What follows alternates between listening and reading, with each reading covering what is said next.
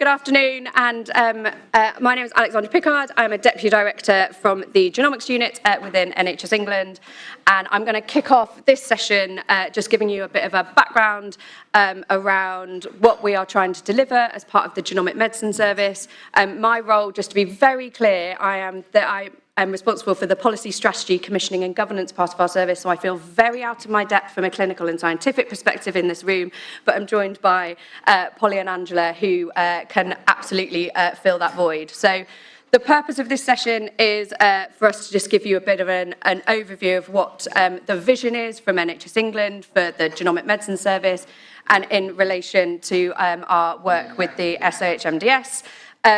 And then we are also going to cover the work that's happening in the networks of excellence. So I was just going to kick off very much in terms of providing a bit of an overview of our strategic approach and how all of this fits together. So as you may be aware, NHS England published their 10-year health plan over the summer, and genomics had a really important role to play in the delivery of that 10-year health plan, in the delivery and transformation of the NHS to deliver for patients over the next 10 years and beyond. We have three kind of strategic shifts that are at the heart of the transformation, so moving from hospital to community, analogue to digital, and from sickness to prevention.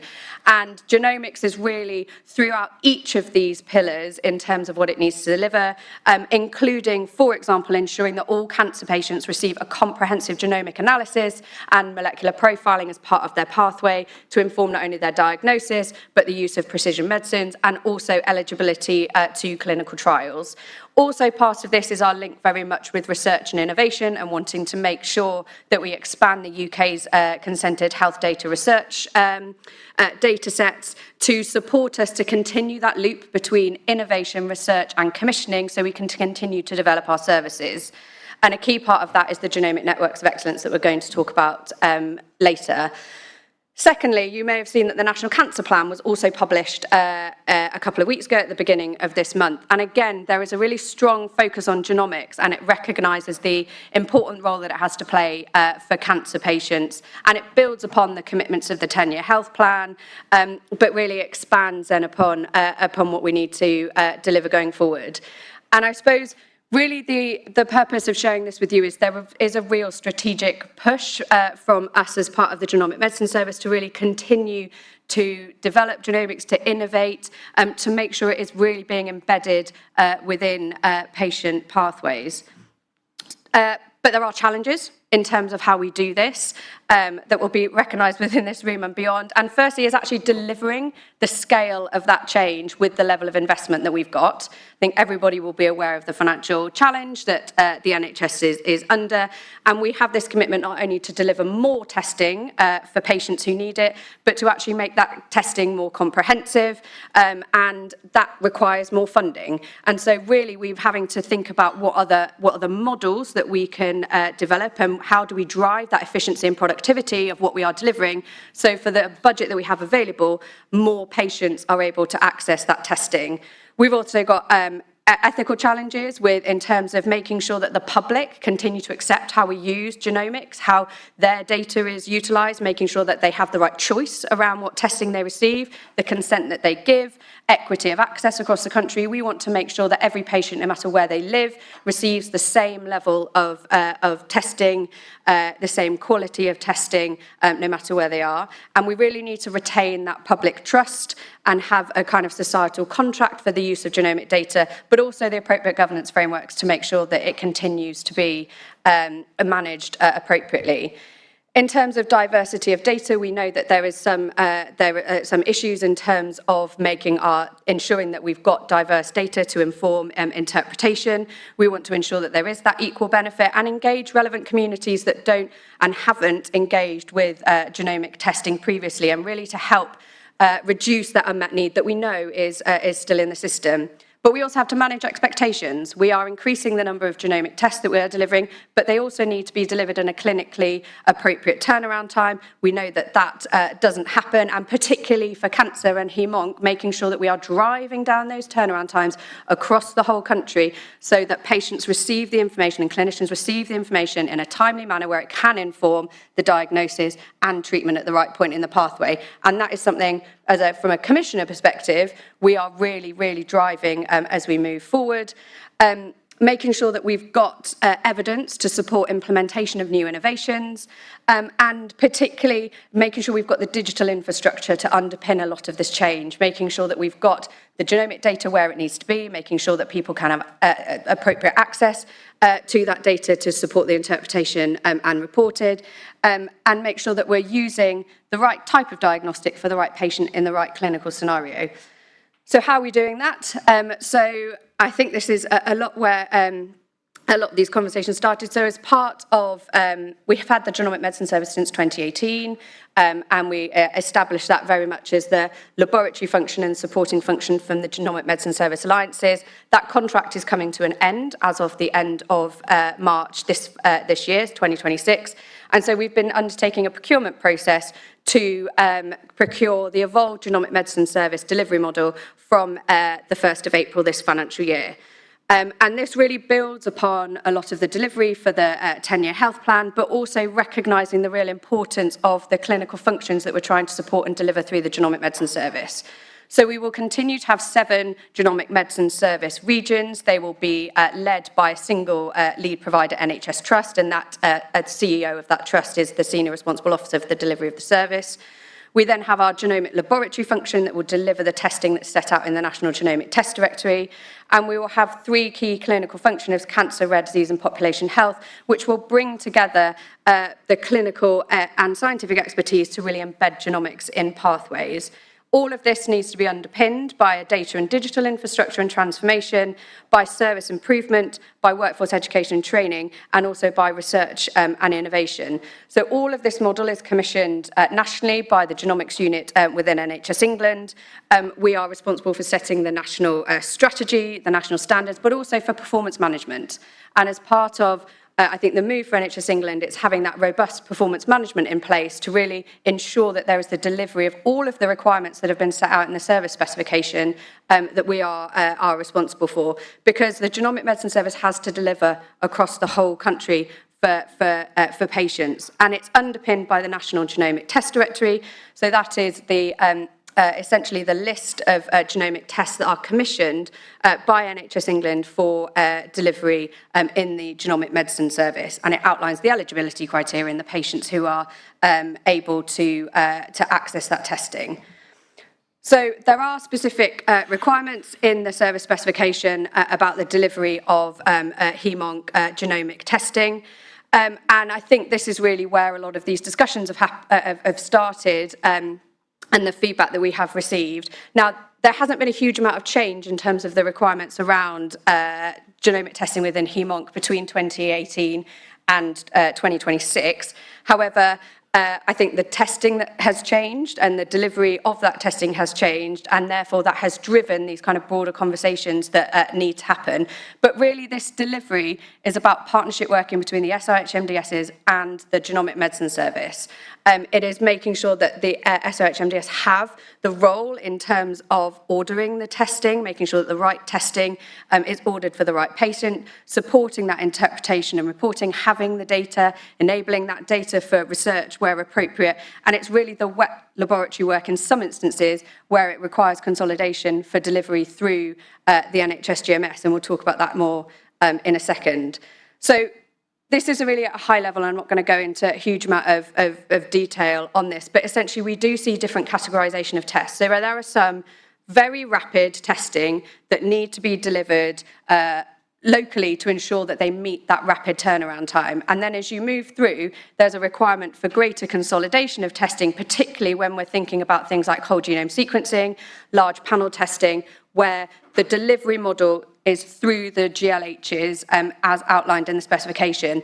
And that is to recognise the requirements around actually being able to deliver that testing, but also the equipment that's required to deliver that testing, delivering it in a way that does deliver the turnaround time requirements, but also is in a way that is affordable for the NHS, because it requires that volume and scale of samples being able to be run all at the same time.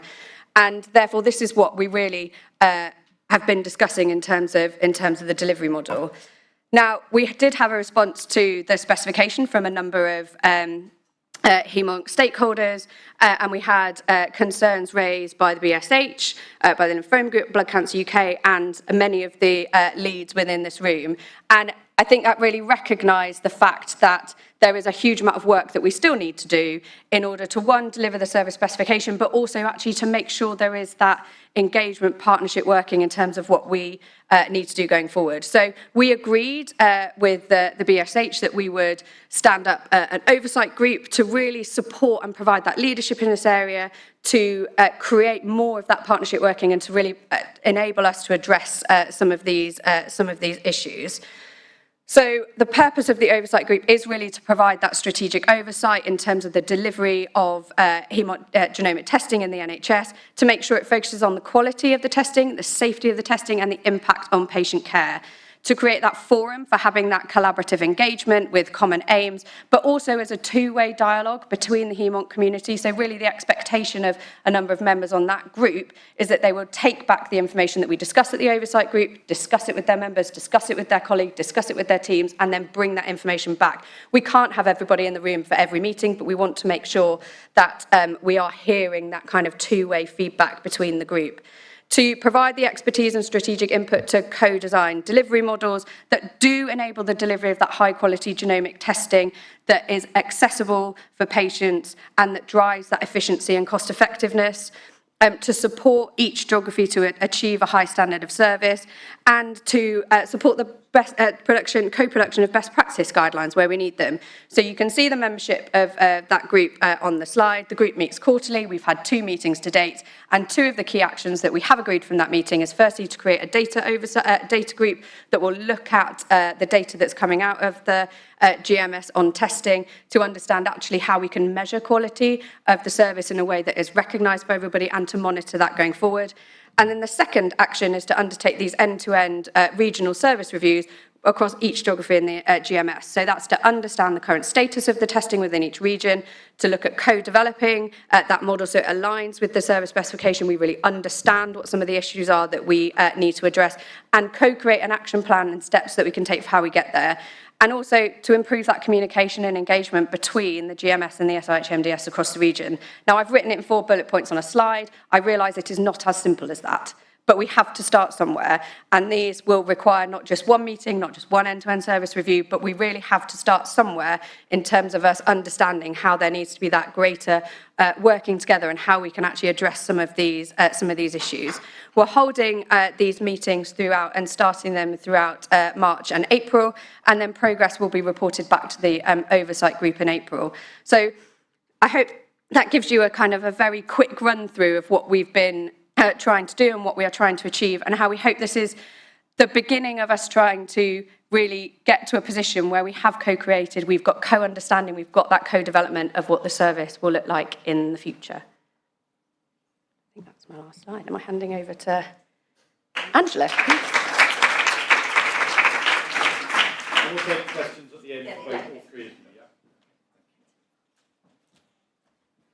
Thank you. So I'm going to talk about Haem-Onc WGS provision post-April of this year, so in a couple of months. I should say, and it comes at the end, contract negotiations are still ongoing. Therefore, actually, there has been no announcement as to which lab is going to be doing this. So I'm going to do it in a very sort of neutral fashion. So just to how, I'm sure you're aware how whole genome sequencing is organised at the moment, we have a centralised model. So essentially, you have your patient in a hospital with a suspected haematological malignancy. You would hope that it's now going to an HMDS, and they will identify patients who potentially are eligible for whole genome sequencing. If it is agreed they will have whole genome sequencing and the appropriate consent form is done, then the sample will make its way, or should make its way, to the hub lab for DNA extraction, possibly with a germline sample, probably with a germline sample based on what's submitted, but it doesn't have to be. Once that DNA is extracted, it will then be sent on to the plating hub. It will then be plated and sent to Illumina for sequencing.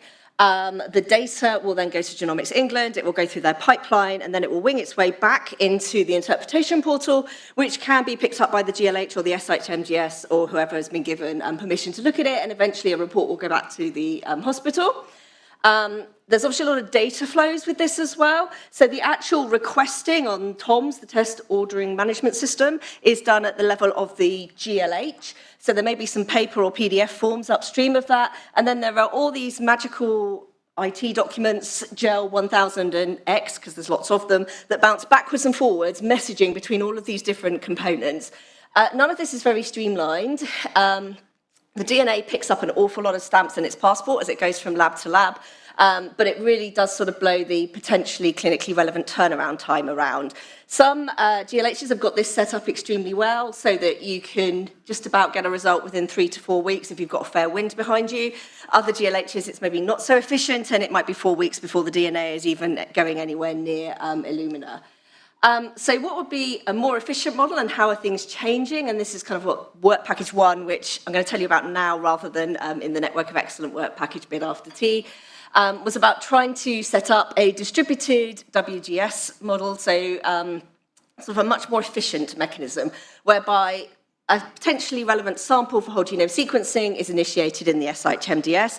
Clearly, you will still need consent, but from the SIG-HMDS, it could go directly to wherever it is going to be sequenced without having to take that kind of rather scenic route round. Data would then still go through the pipeline with Genomics England, but that is not a particularly slow process. It takes about a day for the data to go through there. And they've spent 7 years finessing their pipeline, and it's probably better than most other things which you can just pick up off the shelf to use for your analysis. And then the pipeline will send back data, hopefully with a few improvements, such that it's much easier to do at least sort of standard of care level analysis. So here's a sort of rather more streamlined. So you still have your patient identified in a hospital. The sample should be being sent to the SIG-HMDS, but the SIG-HMDS will then send it to whichever of the GMS laboratories has been contracted or commissioned to actually do the sequencing. The rest of the pipeline is fairly similar. So it goes, once it's sequenced, it goes to Genomics England, it ends up in the portal, a report is made.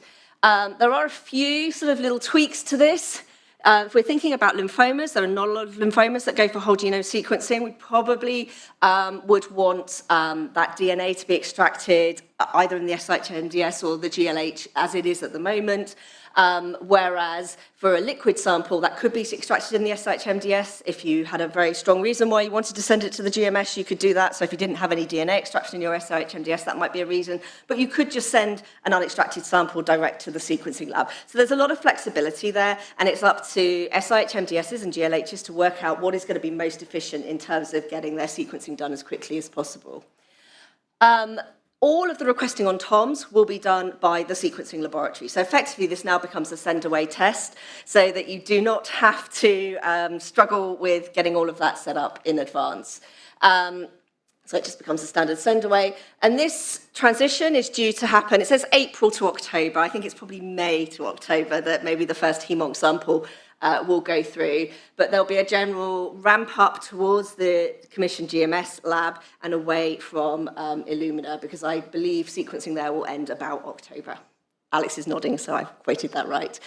This is just part of a suite of changes to try and enhance the clinical utility of whole genome sequencing. And a lot of this work's actually been done, and GEL have been beavering away in conjunction with the GLHs and the Haem-Onc working group to try and make improvements over the last few years so that this becomes more clinically relevant as a test. So first of all, you're probably aware the requirement for a germline has gone. That has obviously brought a few problems of its own, because once you remove the germline, you get a lot more data back because you've got all the germline variants hidden in there. But we have a kind of plan for that as round. I've just spoken about the turnaround time, and in an ideal world, when it's up and running and working efficiently, you would hope that from sample arriving at the sequencing data to interpretable data being in the portal is under, or 7 days or under. So it starts to be a potential replacement for a lot of standard of care. And that's just demonstrating that those sort of critical bits in the middle are anywhere between about 3.5 and 5 days. In terms of the completeness of the data, MRD results for your ALL are already, or targets are already being returned. And pharmacogenomics, again, most relevant in ALL, will be returning or coming for the first time in the case of the ALL pharmacogenomic targets, will be coming to reports over the next few months. There is a pilot that will get up and running in the next couple of months, which hopefully will pave the way for this being a sort of a robust standard of care testing. When it comes to the complexity of analysis, particularly if you think to get this to be really quick, you are probably going to want to do tumour only. We have come up with this concept of highlighted findings, which is kind of like a standard of care list of targets plus, as well as a kind of chart, a representation of copy number abnormalities over your different chromosomal arms. And this is a list of all the small variants, copy number and structural variants that are on all your kind of classification and diagnostic algorithms. And these should all be served up in one single list. And we've tried to remove as much of the noise, which kind of usually contaminates your domains 1 and 2. You'll get all the same domain information as usual, but this is aimed to really streamline your interpretation. So I don't know if you can actually read this case, but this is a case of BALL with an ETV6-1 translocation. And you can see in that table, you've got your translocation, you've got deletions of CDK, N2A, N2B, and ETV6, and you've also got a somatic TP53 mutation. Now, previously, that would have been a lot of different tests that you were getting that information from, and this is just all served up in one table. Of course, this is all very nice, very theoretical, but I think what we really need to try and convince everyone that this is a good replacement for standard of care is a nice large data set for comparison. And our plan to do this is to do whole genome sequencing of appropriately consented patients who are being enrolled in the MyCare registry. I suspect lots of you know about this. It's a new national registry for patients with acute myeloid leukemia who can do sub-study consent for whole genome sequencing using a standard gel consent form. And their samples will be sequenced, and then very high-level orthogonal data will be, or good quality orthogonal data will be collected as part of the registry, and a comparison will be done with the whole genome sequencing, and that will be tumour-only whole genome sequencing, so try and sort of replicate the kind of standard situation. So, next steps, we are still in contract negotiations, so it has not been announced where the sequencing is actually going to take place, but when that has been decided, the various GMS labs will be informed of their own local switch over from Illumina to the GMS lab. It's up to GMS and HMDS to work together to figure out what is going to be the most efficient pathway, and that probably will not involve the sample going via the GLH hub lab unless that happens to be where the SIG-MDS is. And there are some further improvements on the horizon, like any of you who've looked at whole genome sequencing know that it can struggle a little bit with ploidy calling. However, I don't think the way that short-read whole genome sequencing is set up is ever going to replace your 3-day FISH. So it's going to be possible to actually submit your 3-day FISH results, which can be submitted along with the actual sequencing data, and that can be used to calibrate the ploidy of the whole genome sequencing. That's something that Illumina in their Dragon caller are working on, and we will are building the capacity in the IT systems at GEL in order to be able to collect that information and transmit it. And I think I'm now handing over to Polly.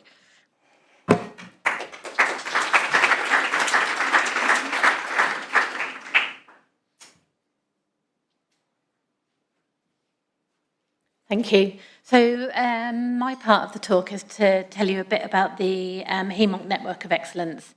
So I think I've been to the last 2 meetings and spoken about this previously, but these are a sort of collection of work packages that are aiming really to sort of speed up that translation to adoption within the NHS. So these were proposed 2 years ago when we first put forward the Haem-Onc Network of Excellence. And we had 6 work packages which were funded. I'm not going to tell you any more about the current ones because that's what will come shortly. But basically these were all funded and taken forward, and they are due to complete at the end of March this year. So those were funded in full, 2 years funding, start date of 1st of April, and they have been joint managed by Central and South and the North Eastern Yorkshire GMSA. So the idea was that each of the work packages would have an aim of being an outcome that would benefit all of the GLHs, so some kind of new test, new standard, that kind of thing. And the majority of the GLHs have been involved in the individual work packages at some point. The Haem-Onc working group that we have set up and we meet roughly monthly have been included in as part of the governance structure within the Haem-Onc Network of Excellence. And we held this mid-term webinar when the work packages were a sort of a year old to just describe what had happened. And we're going to do that after this session, just to give you an overview of each of those work packages. So as I mentioned, they are due to complete at the end of March this year. And so just before Christmas, we were invited to submit an expression of interest and then a business case for a future iteration of that Haem-Onc Network of Excellence. And what we chose to do was to look at the current work packages and where they might offer additional work over and above what had been done already, and potentially some new ones. So work package 1 is planning to deliver 2 further activities, and this is generating the evidence that WGS is ready for standard of care testing for AML, which Angela has just touched on in her talk. So that would continue sequencing samples from patients enrolled in this MyCare registry. We'd also want to undertake some long-read sequencing, so we can do that direct comparison of long-read to short-read in a small subset of patients, evaluating the feasibility of adaptive sequencing. The second part of that, so 1B, would be to look at a specific set of paediatric patients presenting with cytopenias, who often have a combination of rare, germline and somatic aberrations. And so this would aim to sort of comprehensively cover that germline aspect and the somatic aspect in the same test. Work package 2 was looking at a comprehensive myeloma panel testing, and Angela will tell you about that shortly. And that work package plans in the future to move into the measurable residual disease space, specifically for myeloma. So this would aim to evaluate the DNA and the protein-based MRD assays against what is considered more conventional immunophenotyping MRD assays that are currently in use. And this would determine which approach is the most reliable and deliverable within the NHS to assist in those sort of therapy decisions as part of an MRD process. Work package 3 was looking at CCUS, and during the first 2 years has developed a database, and Catherine will tell you a bit more about this in a minute. And the plans for this work package are to move into a phase which will be like data collection and roll out to ensure that this important development is available nationally. Much work has already been done through the MDS expert group, and that's how we would imagine that going forward.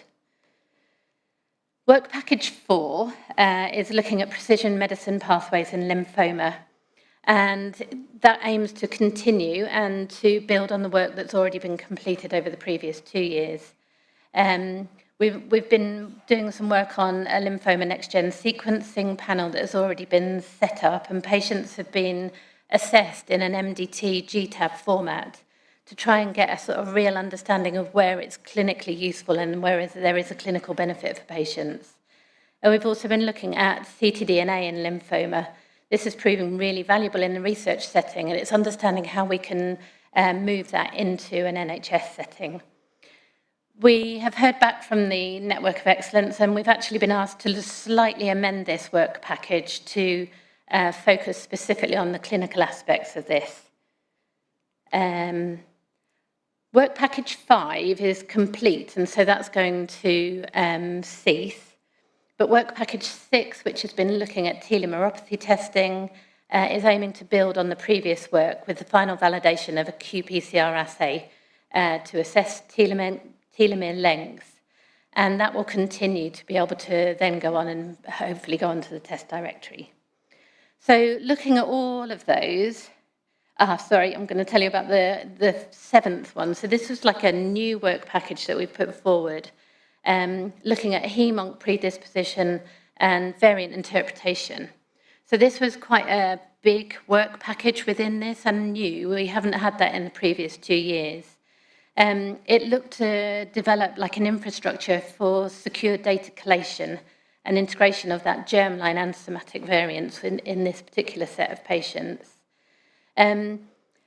This work package was extremely ambitious and actually requested quite a lot of money, and the finances are currently quite challenging. So this isn't going to be taken forward as part of the Network of Excellence, but the need for this is recognised, and what we would like to do within the GU is to explore how that might be funded in a slightly different way, perhaps through the Data and Digital Group. So the Haem-Onc Network of Excellence is going to continue and has been funded for the next 2 years, 26 to 28. We have been asked to do some modifications to the business case.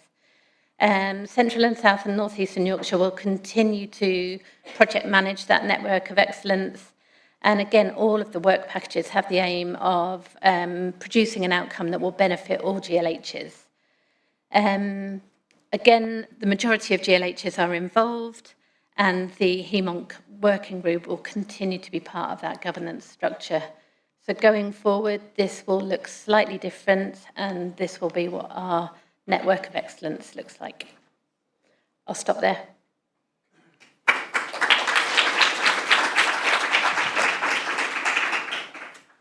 Great, thank you. Maybe all three of you come up and we have some time for questions and comments from the audience.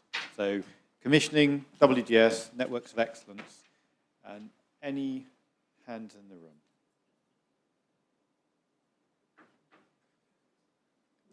No?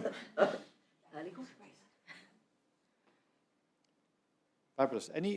I wonder if I might, whilst people think about any comments or questions, anything from the Royal College want to sort of comment on some of the aspects that they've heard of, anything like that? Because I know you're involved in the oversight group as well. Just to put you on the spot for the 2 RC Path reps. I haven't been involved in the oversight group.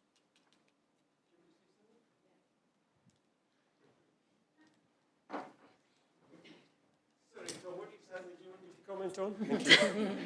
On commissioning, genomics commissioning. Commissioning. For Haem-Onc.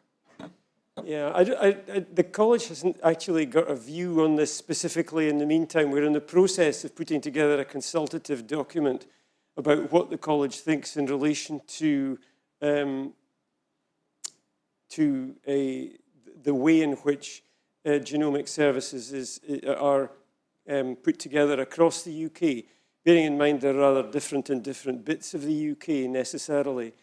I think also the information that we have so far relates more to solid tumours. We had a big event in November which produced pretty widespread consensus around what people in that room felt about that, although we're aware that that doesn't necessarily represent the whole of the college membership around about this subject. We similarly haven't really gone out to try and acquire a huge amount of information about hematology oncology yet, but again, that's part of a process that we're just embarking on. So I think, what would I say? We're cautiously optimistic that things will improve, but the major concerns that we have are around turnaround times and accessibility, I think, are the main themes that come through from what we've heard so far.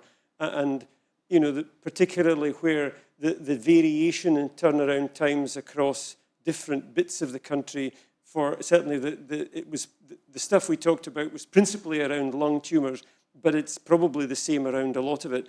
The distance from the hub to the patient seemed to be proportionate to the time it took to get the results back. And so we do have evidence of patients waiting a long, long time to get results, which is impacting on outcomes.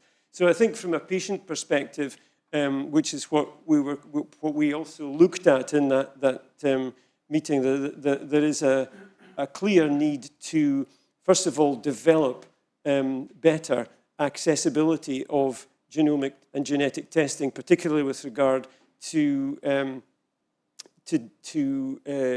personalised therapies going forward.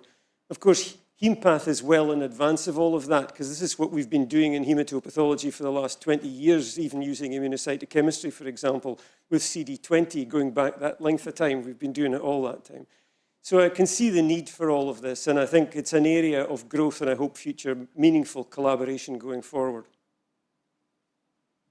Thank you. Any other, so Anna here, whilst we get a microphone to Anna, can I just ask Angela, in terms of the WGS, does the specification or the contract, is it likely to be one or multiple wet labs? So I don't think I can answer that question. Sure, Alex can answer that question because she's the commissioner. So we are, for the start of the WGS, given the volumes there are in Haem-Onc, we are looking at probably one disputed WGS laboratory for Haem-Onc WGS testing. Now, that is where it will start. I think we've got the opportunity to then look at, as volumes increase, or if there's changing in testing, then you may look to increase that. But at the moment, our modelling suggests that given the volumes and therefore also the efficiency and the productivity that would go with that, we would have one laboratory for Haem-Onc. Thank you. Anna. I had a question for Angela about WGS. I might have misunderstood, in which case I apologise. But it sounded like much of the new model is basically around the sample going straight to the GMS who's going to do the WGS rather than going by your GLH to extract it. Yeah. But we still have to do our standard of care test, don't we? And we don't want the rubbishy sample at the end to go off to WGS. And certainly where we are, and presumably as in many places as per the original model, a lot of our SIG-HMDSs don't have DNA extraction facilities. So for us, I can't see that we wouldn't have to send that sample to our GLH first, and I'm wondering whether we're unique in that and how we're going to kind of save the time. Does that make sense? Yeah, no, I mean, I think there are different models. Also, I guess it depends on things like what's the cell count. You know, if you've got a high cell count AML, you probably are going to be able to spare it. Do you see what I mean? And I think clearly when you're doing a lot of standard of care alongside it, this is a slightly different model. Clearly, the end game and the only way at current prices that whole genome sequencing is really going to be justifiable financially for a lot of conditions is if it is the majority of standard of care. Clearly, there is some data, as I've just suggested, that we need to collect to kind of get us to that position. But I think it will vary from GLH to GLH and sample to sample, patient to patient, until it is the total standard of care. I think that's what you were talking about from the flexibility perspective. Absolutely. Is that you do have that option. You can either send a sample straight off to, you know, as a marrow in a tube, straight off to the sequencing centre, or you can do the DNA extraction, whether that's in your SIG-HMDS or in your GLH, and send that if that's an easier option. So that's where the pathway is down to your geography to manage. And if it is an AML and you're sending it off for rapid FLT3, you're going to know if you've got reasonable amounts of DNA pretty quickly, aren't you? So you're not building in like a 3-week delay or something like that. And question here in the middle, while we get the microphone. Can I ask a question for Polly about scientific workforce? Because it's a big focus. We haven't done that kind of workshop, but we talked earlier about the anxiety about cytogenetics being very limited workforce. And I think you've said yourself the work needs to be where the workforce is. How do you think this is all going to feed into sort of anxieties about scientific workforce, about the separation of wet and dry elements, not really being sustainable in terms of training? Because if I'm a trainee scientist, I'm not a scientist, I'd need to make sure I work in a lab that has wet and as well as the analysis. So how are we addressing workforce anxieties in the scientific side of things, if you come to the microphone? Yeah, there are those anxieties, and you know we recognise that there are, particularly in areas like the cytogenetics where there's less of it, people are training less in that area. So the people who can actually do that karyotyping are becoming rare. I think we do need to keep that analytical, interpretive reporting work where those people are. That doesn't mean that you would need to do the culturing where they are. They are not needed for that piece of work. That could happen in a consolidated way if that was what you chose to do. But I think, you know, we've looked at the type of testing and the urgency of testing and the cost of the testing, and we can see that there are some bits that are really valuable to consolidate in order to offer something that's comprehensive, so the best test that you can offer to your patient, but also the most efficient from a costing perspective. And then those other tests that are perhaps are your more super specialist, as we've spoken about today, where you would want that reporting and interpretation to be where the people are. But most, like cytogenetics, you can actually do your culturing and your scanning and then image transfer. So the images can be transferred to wherever you've got that expertise. And what would you say to the people who are anxious that separation of the wet and the dry elements isn't sustainable for training, for example? So there is that anxiety too, and we see that already in our region. We have got a laboratory that is a dry laboratory, and we have set up systems where people who are training in that dry laboratory can spend time in the wet laboratories to learn that part of their training. The scientists actually do very little of the wet laboratory stuff.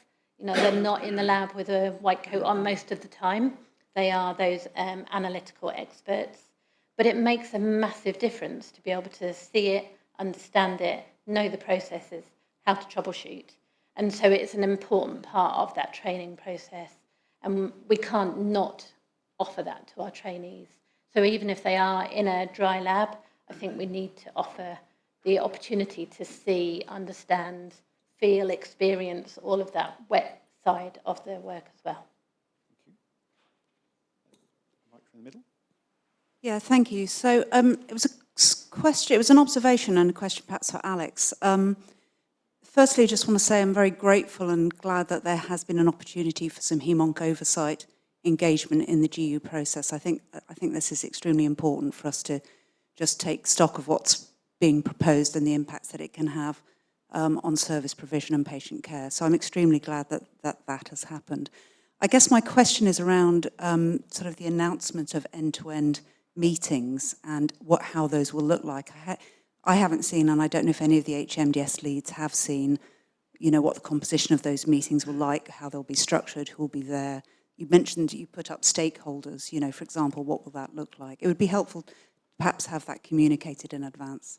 Yeah, sure. So we have already reached out to both the GLH and GMS colleagues and each of the SIH-MDS leads to set up those meetings and outline the structure of those meetings in terms of the purpose. They will look slightly different depending on each region because everybody's starting place is different. What we've also developed that will be shared next week is we thought it would be helpful to set out, it started as a one-pager, it's now a sort of 2.5-pager, but of essentially what the model is that we are going to work to, because then what we'd hope to get to with each region is essentially what are some of the barriers to that and how do we address them and how do we work together.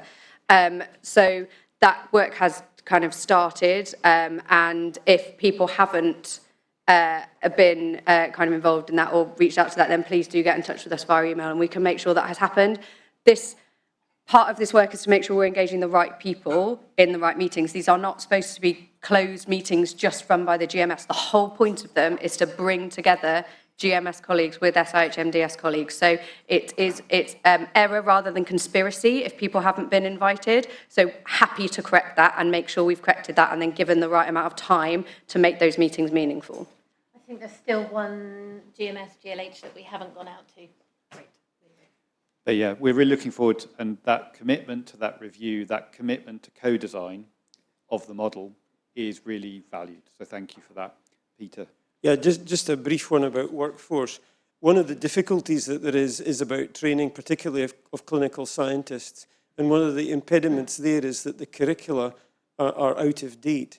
And I haven't spoken directly to Lisa Ayres at the National School, but I've had it secondhand, is that the problem with this is that there's no money to invest in getting these curricula up to date. So we're seeing very poor outcomes in pathology, FRC path exams, which are linked to these, but not under the control of the college. The college has to set the exams to fit the curricula, but the curricula haven't been upgraded for nearly 15 years. And so the result is that practice has moved on a bit, and so what people are doing does not relate to what the curriculum requires. So this is an impediment to staffing places because we can't see career progression because people can't move up from STP to HSST and through HSST into senior positions. So an area that would be very useful is some investment in the redevelopment and reassessment of these curricula to make them fit for purpose. Don't think anyone's disagreeing with that. Any other questions? No, I don't think so. So thank you very much. Now we're going to move on to the Networks of Excellence leads to give a summary of the projects that have already sort of completed or nearing completion. So if you all come up. And I think I'm Angela, first. I think so. Let's check. Oh, no. Catherine's first. Catherine first.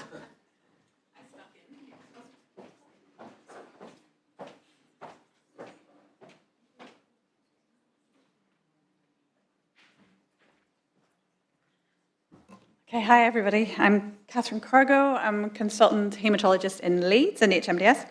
And I'm going to talk about the work package of the detection of clonal haematopoiesis and early diagnosis of myeloid malignancies. So we all know about clonal, well, hopefully you'll all have heard about clonal haematopoiesis. So we've got hematopoietic stem cells where we can acquire clonal or somatic variants in stem cells. They're usually in genes associated with myeloid malignancies. And then you get clonal haematopoiesis. The main concern that we have about clonal haematopoiesis from a haematology perspective is the risk that this can progress to a confirmed myeloid malignancy. And that is across the all spectrum of myeloid malignancies, but in particular MDS. And then if the patients have got a JAK2, in particular clonal heme, is that they can progress to a confirmed MPN. And then ultimately, if they acquire additional mutations, can then progress to AML. But then more recently, there's a lot of interest about the non-hematological associations with clonal heme, including lots of inflammatory conditions, cardiovascular disease. So there's a lot of interest in clonal heme and a lot of publications in the literature. So from a network of excellence perspective, we know that CHIP and CCUS are recognised entities now in both the WHO and the ICC. There's an increased risk of progression to myeloid malignancies, as I've said, but there's also a significantly worse overall survival in this patient group. But we didn't really have clear guidance as to how these patients should be screened or how they should be managed. And there was a need for large population-based data sets to increase our knowledge of the natural history of these conditions, which could help inform predictive tools and identify high-risk patients who may benefit from intervention.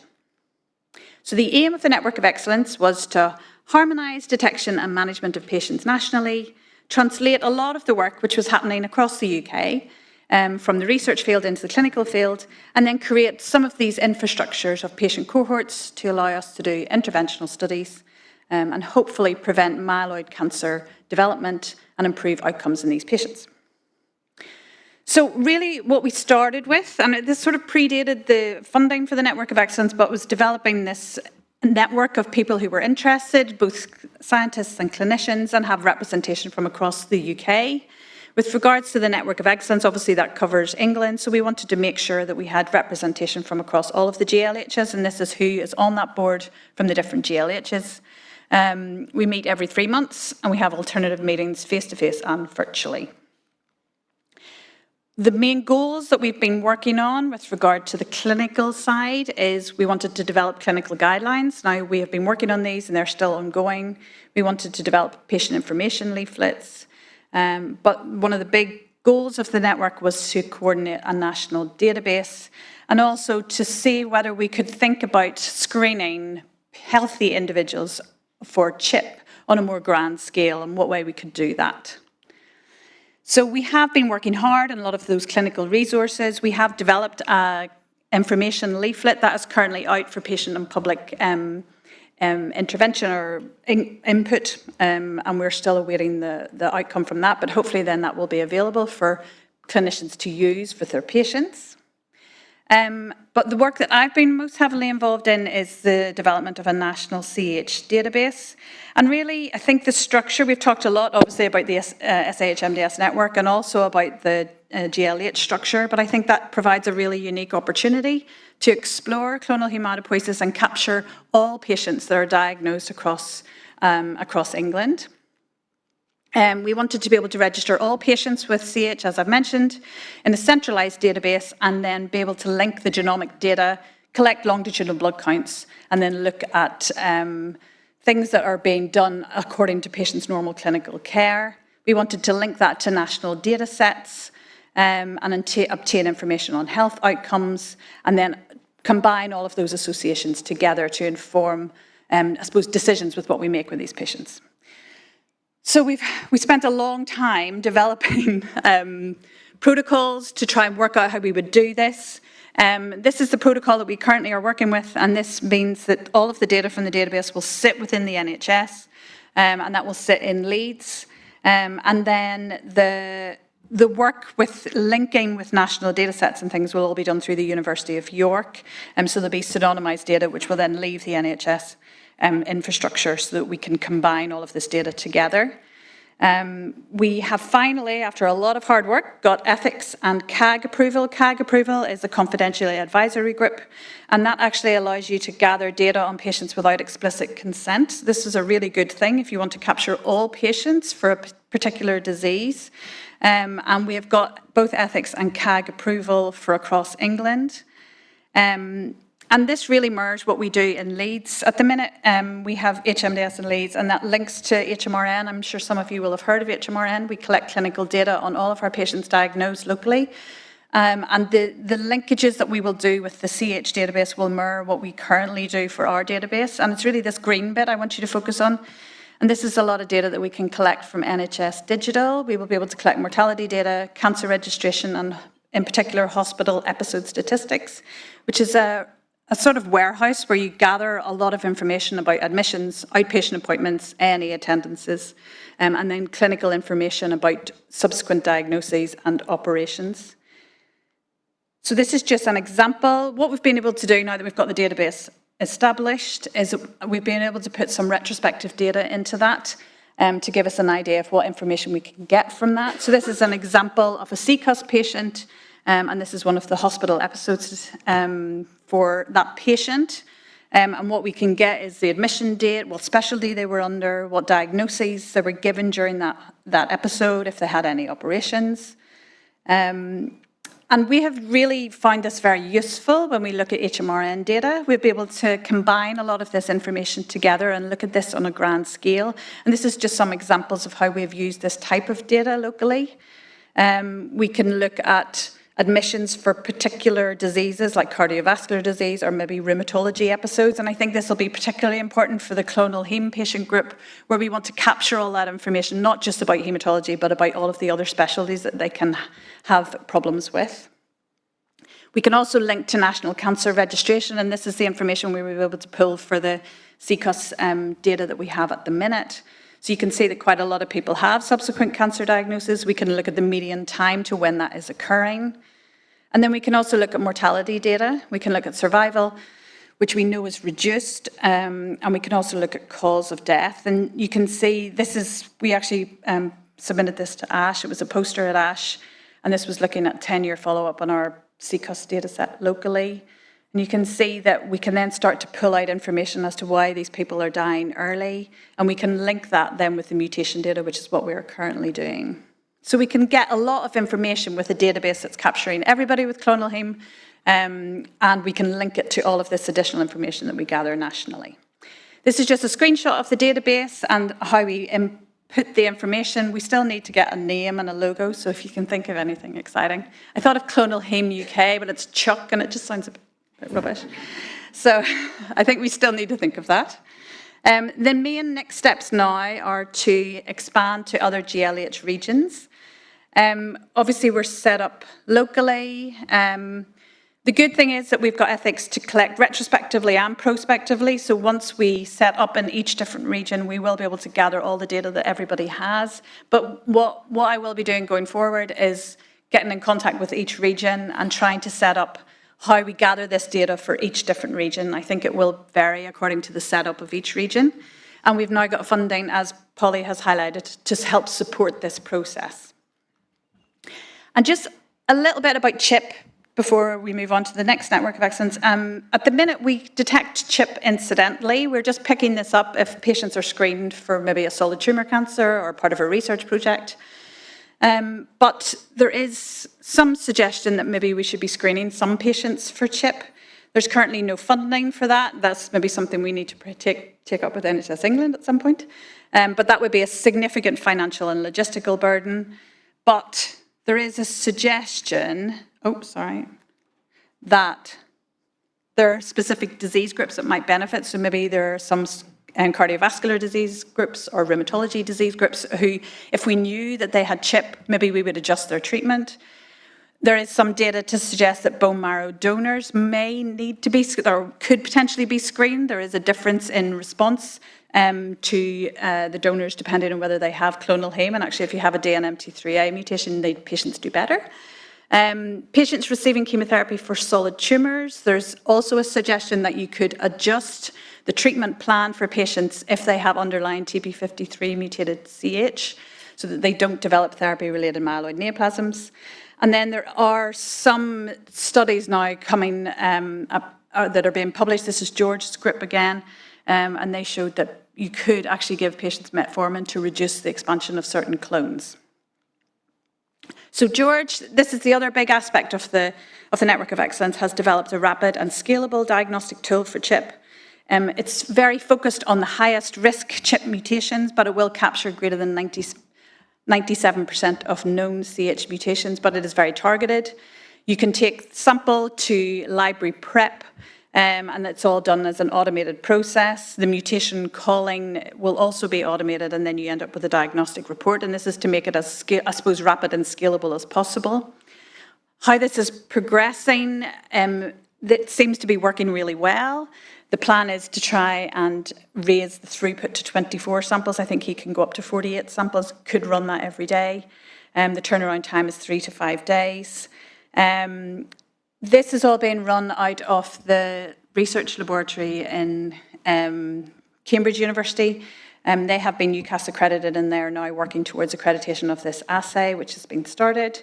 And they're also doing a lot of work as to how you could predict patients that have an underlying mutation. So these is healthy individuals. Could you predict that they have a mutation based on some of their blood count parameters or the presence or absence of a mild monocytosis? And the original paper, that one by, was that like that the whole time?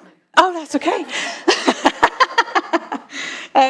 So there's an original paper by Hemisphere, this one here, and that is published, and then there's another paper which is hidden behind here, which is by George again, and that's about the monocytosis stuff, and that's in press at the minute with Blood. So we've done a lot of work in this Network of Excellence.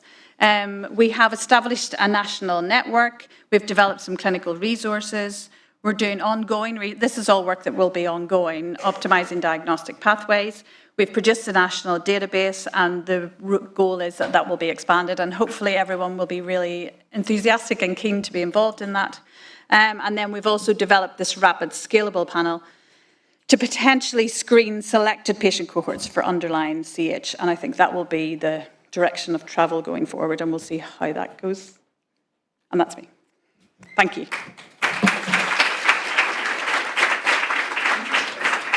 That black bar came up just towards the end. Is it right on the screens, but are we able to sort the big... Okay, great. Whilst we do that, we probably want to use that time to answer any questions. I want to move on to make sure everyone else gets there. So Matt in the corner there, and then once we sort out the big screen, we can move to the next presentation.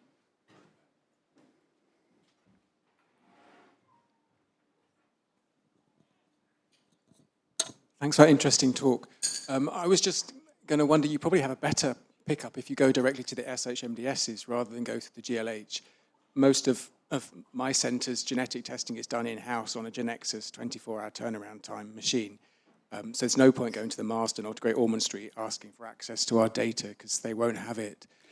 Yeah, so what we're going to do, so we've got somebody, I suppose a clinical representation who sits from each GLH, and what we will do is we'll work, I suppose initially we'll contact each GLH through them, and then we will contact, I think it'll be different across different GLHs, and we're expecting that, and we're expecting the processes to be very different according to each GLH, but University of York are very used to working with national databases and working with different structures for different groups, and it will be that, our process is that we can get patients either through the SIG HMDS or through the GLH, and it'll depend, I think, on the GLH as to which, or that region as to which way we'll work that out. But we want to make that as adaptable and make it as easy for everyone as possible. Yeah, and a lot of the data is coming from HMDS is doing most of the sequencing. And Yeah. Anna's earlier talk about and getting sort of recruiting centres and the data sharing agreement is kind of I guess another model of the same kind of thing, isn't it? Yeah, so that's what the funding that we've now got for the next Network of Excellence will be to support that process, is setting up all of that sort of DPIAs and all of those things. Great, thank you. I'm happy to do mine without slides if you want. We can do that. Well, some people can see your slides. Some of us can see the top half of the slides. Are we? I can talk to it. So next we have, do you think we're going to be able to resolve the bigger thing, or should we all, can we point the screen this way, if you don't, the smaller screen? Oh, okay, it's okay up there, is it? Yeah. Then do you want to do it in order of work package? Shall I sit down again?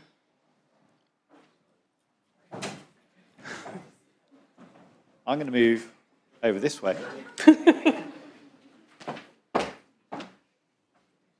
Right, if we get the next presentation up, which might be Angela's, I don't know. We take the time to come around and look at these screens. Have we got the next slide deck ready? Yeah. Great, okay, so it's Angela next then. Thank you. So you can see your talk on that screen. Yeah. The rest of us can see it on these screens over here. Okay, so I'm going to talk about work package 2. Really, it should be Sarah Gooding here. I'm obviously not a myeloma doctor. And I apologise for those who were at the meeting on Wednesday, where she gave a much more comprehensive version of this talk, which I've slightly butchered to tell you about today. But essentially, this work package was to move a comprehensive myeloma panel which could detect all of the usual FISH targets and a whole pile besides from a kind of research environment more towards the NHS, ideally into the NHS. So you may well have seen the footprint before. It's a pretty large panel with 283 loci. The little stars represent the standard kind of FISH panel. This paper was published back in 2022, where this panel was the result of a collaboration between Brian Walker, who was at Indiana but has now moved on in the States, and Oxford. And since the paper was published, a number of the immunotherapy targets have been added in to try and make it an even more kind of comprehensive assay. So it is the next generation sequencing panel, but it's a little bit unusual in the problem with DNA-based panels for translocations is the breakpoints can occur over a really, really large footprint, and therefore it's very expensive on your sequencing if you're going to sequence deeply over the area where you might have your translocation breaks. To the level where you'd be able to, same level you'd be able to pick up sort of a low-level subclonal small variant. So the way around this is to have two separate sets of probes. You have those that cover your areas of translocations and those that are more targeted around your small well, there we go. Those that are targeted around your small variants and copy numbers, and you just have them at different proportions. So when you do your sequencing over your small variants at a depth of 1,000, and you're sequencing over your translocation regions at a depth somewhere between 200 and 300. And that kind of makes it affordable, particularly if you sequence it on a very big sequencer like a NovaSeq X. So the first thing I'm going to tell you about is the adenine study. So this is your kind of, if you like, counsel of perfection. This is biobank samples. So the samples kind of from the patient's bone marrow to being sorted was about 2 hours. So not really very realistic compared to what we see in the NHS. But not surprisingly, we had very good DNA. And when we did the sequencing, you can see the oncoplot there. But we saw everything based on the literature that we would pretty much expect to see for such a cohort. And just looking at the colours here, anything in red was picked up by conventional FISH and also this panel. Anything in blue is an additional win for the panel. That's not very hard when you're looking for small variants because clearly you're not picking those up by FISH. And anything in green was something that was picked up by the FISH but not the panel. And that, I think, represents one where the myeloma panel might have actually failed. So I think out of about 50 samples, one failed.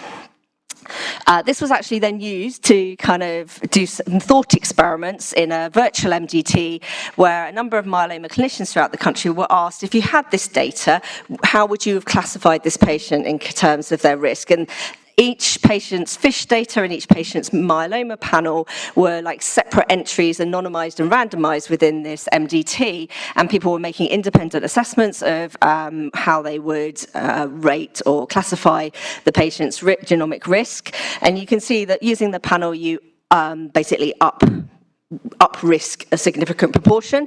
There was then really, we're in fantasy land here, people were able to access a number of different medications which are not standardly available, and similarly, when all of those were available, you would have altered how you treated patients.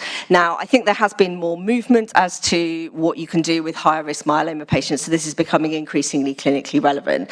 So this was the kind of counsel of perfection, but we needed to do something that was a little bit more realistic, and this is one of the different cohorts that during the time of the Network of Excellence we have taken.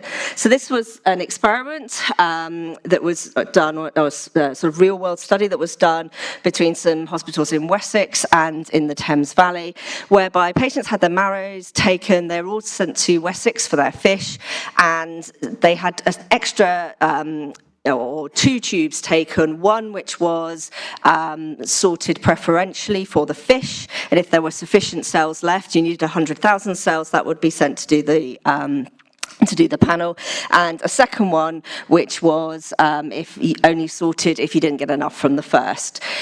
Standard FISH was done, and then the cell pellets were frozen and sent for the panel. That's probably a bit of an error. Transferring cells as frozen pellets didn't seem to help the DNA, as you'll see from the data that comes through. Part of this project was about making the pipeline good for the NHS as well, because originally the adenine study and everything that had been done on the panel before used both a tumour sample and a germline sample. Anyone who's tried to get a tumour and a germline sample together for whole genome sequencing knows that that is totally unrealistic for any kind of standard NHS assay. So the first thing we had to do was to lose that germline sample, and therefore some tweaks had to be made to the pipeline. A lot of these around the copy number calling. I'm not going to try and go through this because I will just butcher it, but if anyone has particular questions about the pipeline, I can put them in touch with our bioinformatician. So what we found was when you look at the genomic purity, a bit like we do with the whole genome sequencing, there were 2 clear peaks. There were a good lot of samples which had good purity, and there on that kind of bimodal graph on the left are the low purity samples. And although that doesn't matter so much for calling your small variants or your translocations, it is very important for calling your copy number. And just as other people around the world, including Jill Corey's group in Toulouse, have found that once the genomic purity of your sample drops below about 40%, your chances of really robustly calling your copy number abnormalities, particularly if they're subclonal, really starts to kind of run away, and that's exactly what we saw. You can see that actually a number of our pellets, we didn't manage to get DNA out of them. They were very much centred on those second tubes, which you would expect because they are likely to be more haemodilute marrow. So what did we find? So with the translocations, everything in green, it was found by both the FISH and the myeloma panel. So we had 100% concordance across the cohort, even with those lower purity samples on calling the translocations. And because the panel can call far more widely than our standard FISH probe set, we had some additional translocations called. When you look at the oncoplot, we obviously don't really have anything to compare this to, but we can look in the literature, and this is pretty representative of what you would find in this fairly unselected myeloma cohort.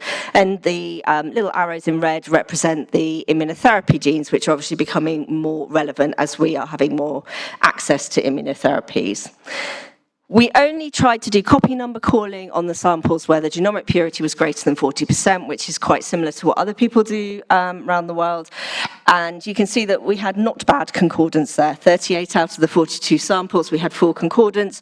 And of the disconcordant ones, 3 were in favour of the myeloma panel calling an additional copy number abnormality. And 1 was a case of a gain of 1 key that was missed by FISH.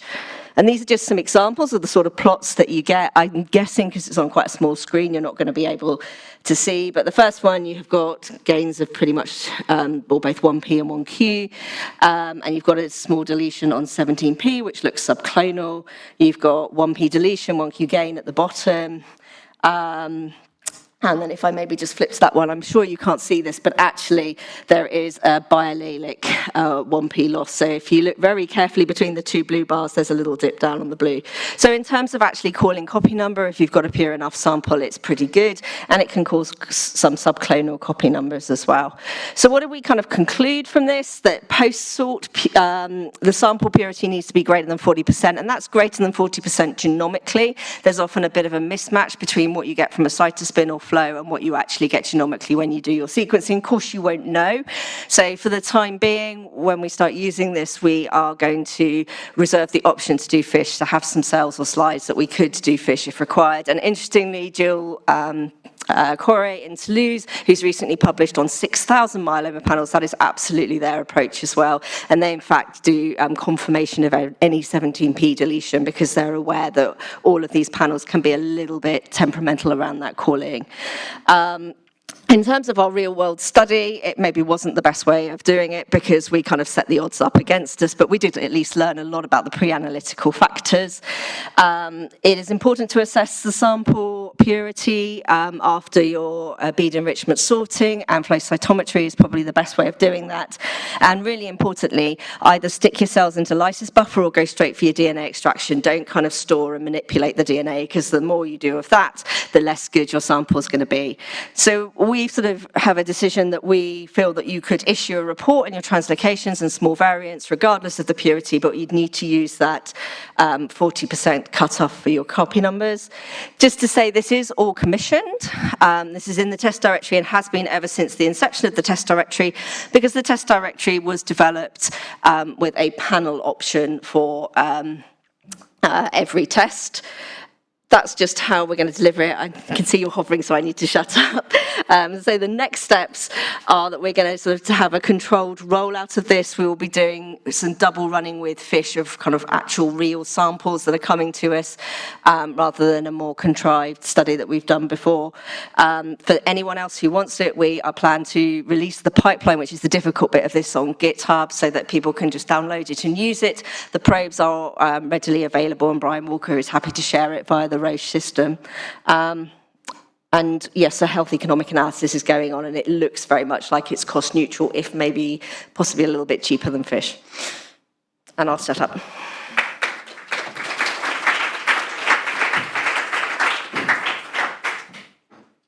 Thank you. We've got a question over here from Lívia.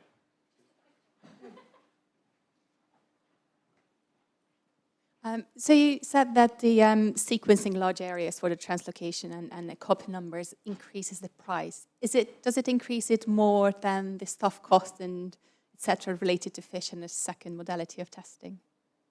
I'm just nosy. Sorry. So you pay more for the sequencing, but if then replaces another modality of FISH. Actually, so the panel is, the health economic analysis makes it look like the panel is cheaper than standard FISH. There's obviously a bit of variation across the country as to what the cost of that FISH is, but the figures like we've been quoted, the panel seems cheaper. Even if you're going to do one FISH test on top of it, it is cheaper. Now, if you try to do that sequencing on NextSeq, you can fit 6 on a flow cell on a NextSeq. If you're doing it on a NovaSeq, obviously the cost of it drops down dramatically. But generally, like, we use RNA rather than DNA. So obviously in whole genome sequencing, we use DNA to pick up all the translocations because we can sequencing everything. But usually you go for RNA on panels because you don't need to sequence anything like the same footprint if you wanted to do a DNA approach. But because it's immunoglobulin rearrangement you're looking for, you're not going to have your RNA fusion. Thank you. And we're going to, I think Livia's next.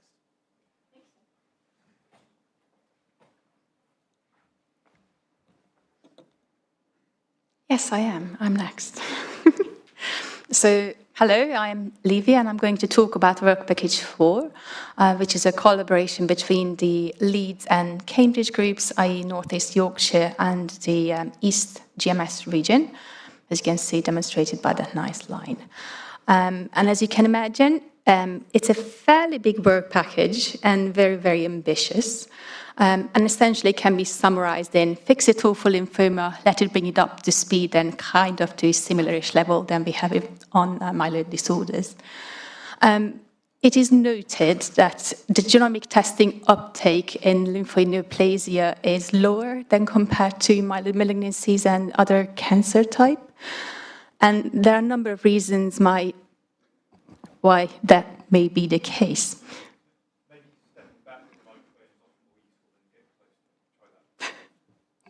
And getting it a bit higher as well. Okay, so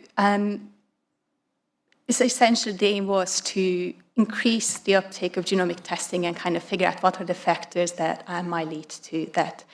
As we talked about it throughout today as well, of course, there are unique challenges, and some of these may factor into why we don't do as much genomic testing. And one work stream of our work package was focused on assessing the underlying factors which may contribute to more limited testing in lymphoid malignancies. So that is the part around tissue pathways, and that work was mainly done in Cambridge. And then a significantly bigger chunk of work was also performed around optimizing testing modalities such as NGS and gene expression profiling-based technologies to fit the needs of lymphoma samples. That was carried on across the two sites. And then in the last work stream, we have explored the utility of ctDNA in aggressive B-cell lymphomas as well. So this is exactly what we're talking about all day as well.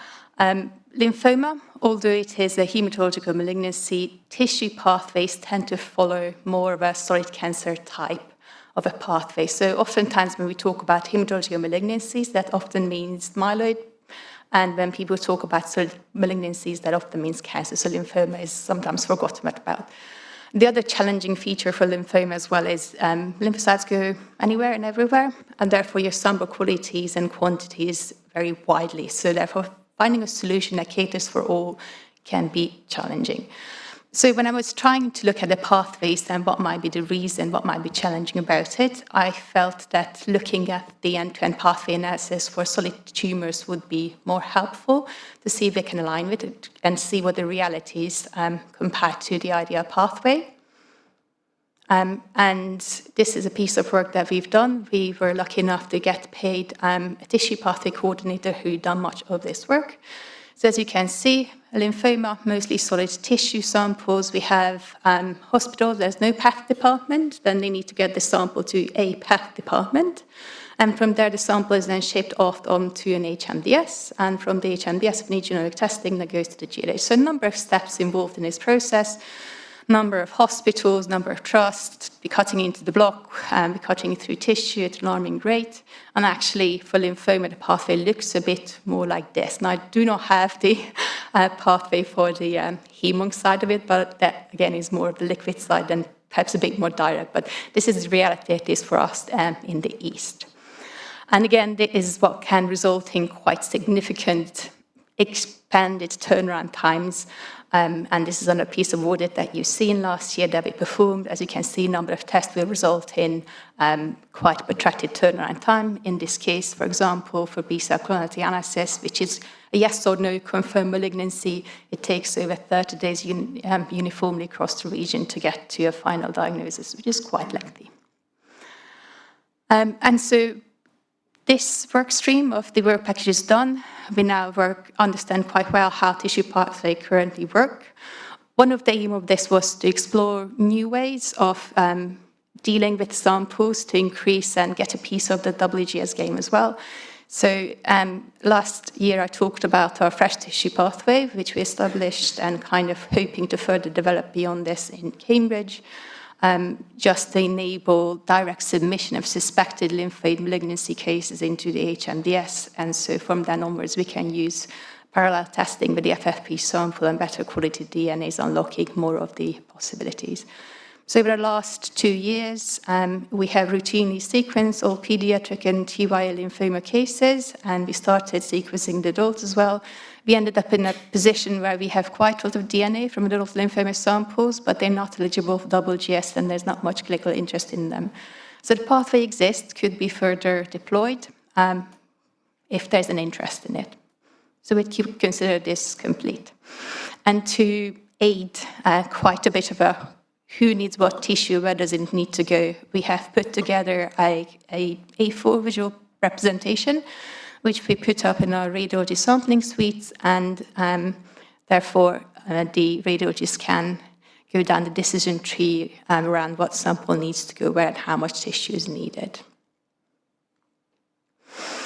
And the larger piece of work was around expanding the sequencing of lymphoma samples. And of course, there are a number of different utilities for NGS testing, including establishing a diagnosis, including molecular subclassification, using small variant profiling as a differential diagnostic tool as well, and/or resolve differential diagnostic queries as well, and then use it for prognostic and targeted therapy purposes as well. And of course, we started exploring other functions of the panel as well to reduce parallel testing needs, such as clonality and potentially even FISH testing. And therefore, the panel design incorporated some additional areas as well to allow for us to do that. So the work was performed at 2 sites.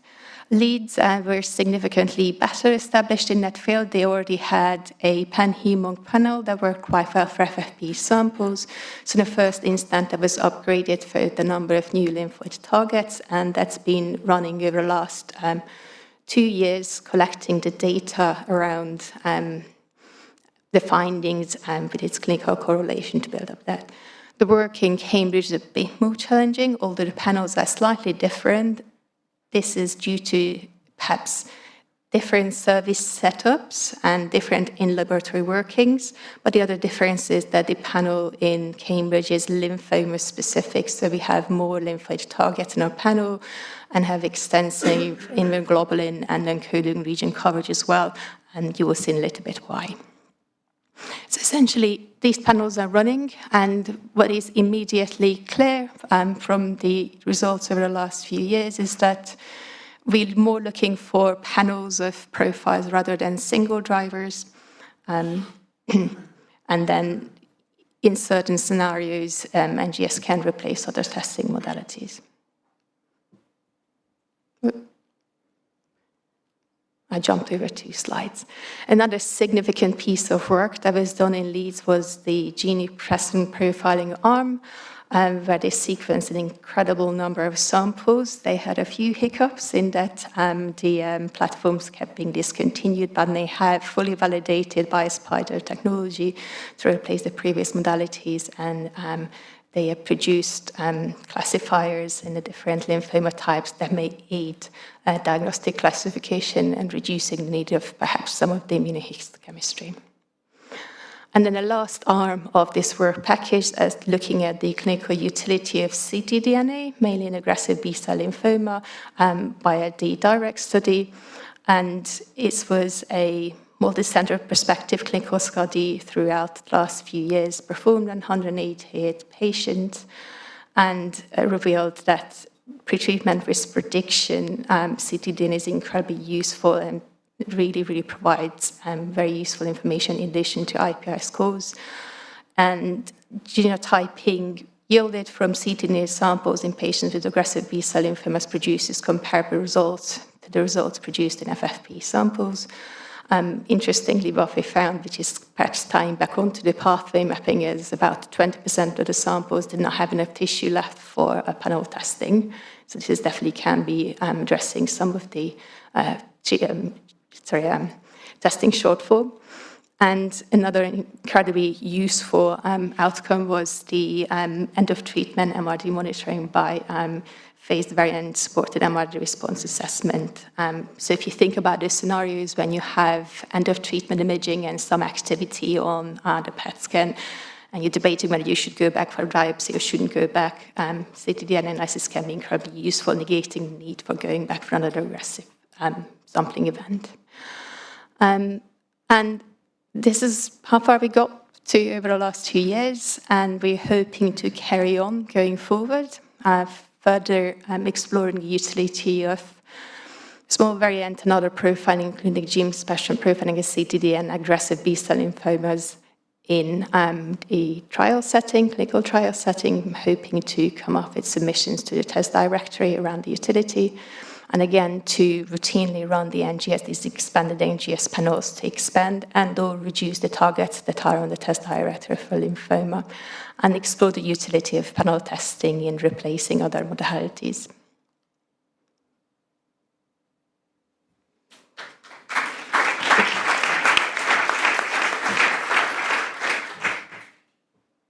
Thank you very much, Lívia.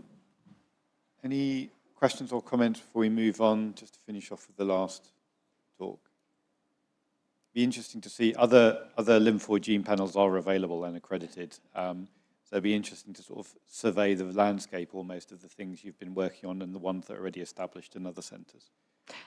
Yes, so there was a large audit, done via the UK Lymphoma Research Network as well to kind of explore the range of testing and platforms that are out there and testing indications as well. There is, as you can imagine, incredibly high variability across all of this.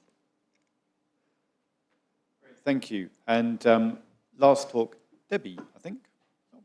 Oh, last two talks. If you try and, obviously there were technical difficulties, delayed us slightly, but if you could keep it quick, that'd be great. Hello, so I'm Debbie Yard. I'm the co-director of the South East HMDS, and you'll see the reason why I wasn't worried about my slides is I've taken a totally different approach to this, as indeed we took a totally different approach to our network of excellence. So what we wanted to do was to look at what clinicians were asking for on the genomic test directory that was absent, what we had in our research world, and what we could potentially translate quickly into clinical practice and onto the test directory. So we chose two areas. The first one was telomere. So at King's, we have a very large practice of bone marrow failure disease. And in our research world, we've been looking at telomere length related to telomere biology disorders and bone marrow failure. So this work package was a collaboration with the South East at King's, at KCL and Synovis, who's our private provider, and also with Great Ormond Street, who have a similar population of children. So there was an extensive clinical network. The purpose of it is that we know that telomere length and looking at the genes associated with telomeropathies together can help with diagnostics. And we were being asked a lot to do this already. You'll know, any of you interested in bone marrow failures and telomeropathies, that it's not just bone marrow failures and hypoplastic MDS, it's also in solid tumours and systemic disorders, pulmonary fibrosis and liver disease. So there's loads of people wanting us to do this test. And the implications of it is that we can look to see if we can get a diagnosis. I've put on there about R91 now. You know that R is the rare diseases panel, and a lot of the key genes are in R91. So we wanted to look at these two things together because it has significant implications for these patients and their families. So we were currently being asked in our research world to do about 600 requests a year. So we wanted to look at how we could bring that into the NHS with that gap in provision. So we looked to standardise a very simple test, a qPCR, cheap, easily done, without needing much material. And we validated it against a cohort of patients that we had in our clinical service with the Diagnostic assay and the Flowfish and Stellar, ones that you know are done around the world. I think a lot of you might use them providers. It's about £500 plus a test, and this is cheap. So we did that in adults. The work that we're doing with GOSH is to look at the same, to get a validation cohort in children. So we are planning to put this forward to the National Test Directory. Now we've validated the test alongside the rare diseases community.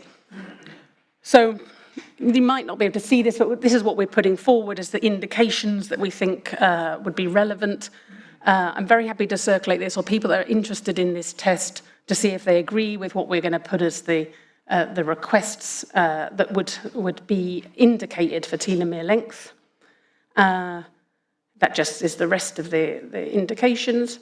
And we're also looking at whether we can not just have R91 as it currently stands, but looking at there's a whole load of genes that are in the other panels, R15, 21, et cetera, and there could be a cassette of genes for telomere biology disorders. So that's going to go ahead in for the April submission, and hopefully the children cohort will follow soon after. So that's that one. Does anyone have any questions about that one? Very good. The other one's even shorter. So we know that in haematology, people are using CAR-T in increasing indications, and we were increasingly being asked, can we measure CAR-T persistence? And clinical colleagues are saying it's useful for understanding who does or does not need a bone marrow transplant, particularly in the ALL world, who you need to start maintenance therapy in post-CAR. So there was definitely a clinical need. There were some surveys done through the BSBMT looking at how many centres were wanting the test or looking at it. So this was a collaboration with initially with the Southwest, who were doing some of the early obe-cel work, and at King's, KCL. And our aim was, can we have a validated test, a cheap validated test, a digital drop PCR for monitoring all the products that are available on the NHS? So they're named there. You know, very recently, obe-cel was licensed. That one's a slightly more difficult CAR to measure because it's not using the same antigen binding domain. So we've developed a test where you look at its co-stimulatory domain, the 41BB. So now we have a validated test to monitor any CAR that's currently available in the NHS, and we want to put that forward for entry to the test directory. We're currently working with the ALL community across peds and adults to try and get the indications for testing. I think currently probably the other diseases, lymphoma, myeloma, perhaps there's not such a strong clinical argument for testing, so we were thinking of focusing on Tisagel and obe-cel in the first instance, but I'm also very happy to hear from the community if you are being asked for CAR-T monitoring, which products you want to monitor.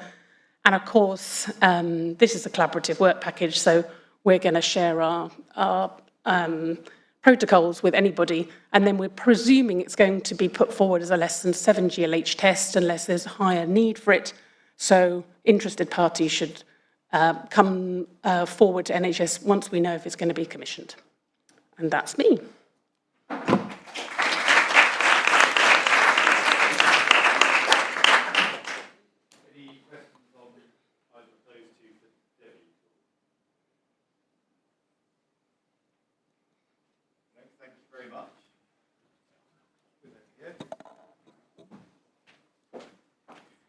You'd be glad to hear I don't have any more slides.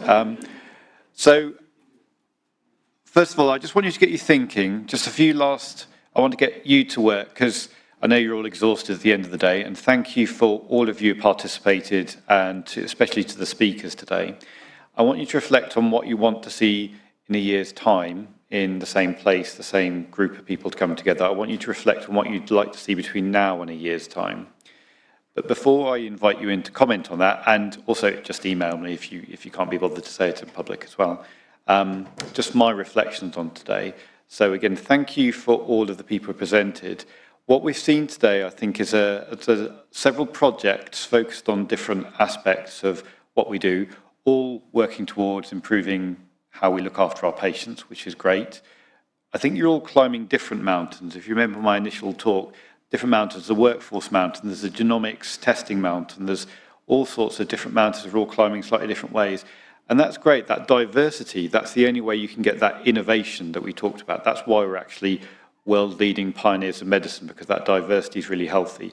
But at the same time, what I'm also hearing is a desire to seek at least some consensus, because when you've got 5, 10 different ways of doing things, there must be one way that's better than another, and I think we need to seek the evidence of what the best way is. So what I'd really like to see from the projects which are kind of in flight today is at some point a summary, recommendation, listing and labelling the diversity, where possible reaching some consensus, but also asking some new questions, new research questions, new service development questions.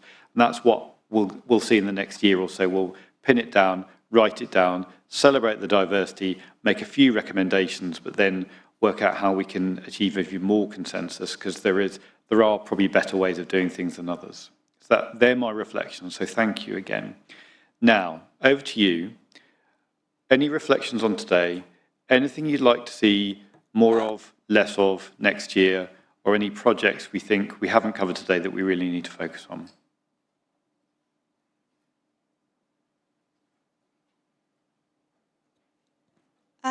I would just like to say, and I know it's something that you've kind of mentioned about the scientific training of the workforce. Obviously, that's something that's very key to my personal interests, and how that's going to kind of feed into haematology in the future, and how it could be sort of staffing our SIHMDs potentially in a different way. But also, I'd just like to take the opportunity to, on behalf of the room, thank you for organising today, getting us all here, getting us all thinking, and collaborating in ways that we've kind of struggled to do by ourselves in the past. So just like to say thank you to you as well. Thank you.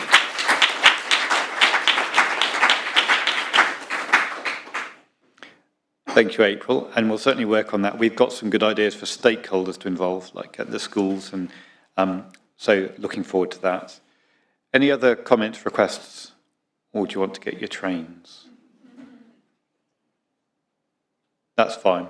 If you do wake up in the middle of the night with a really good idea, just pop it in an email to me. I won't reply in the middle of the night, but I'll read it the next day. So thank you, and we'll let you go. Cheers.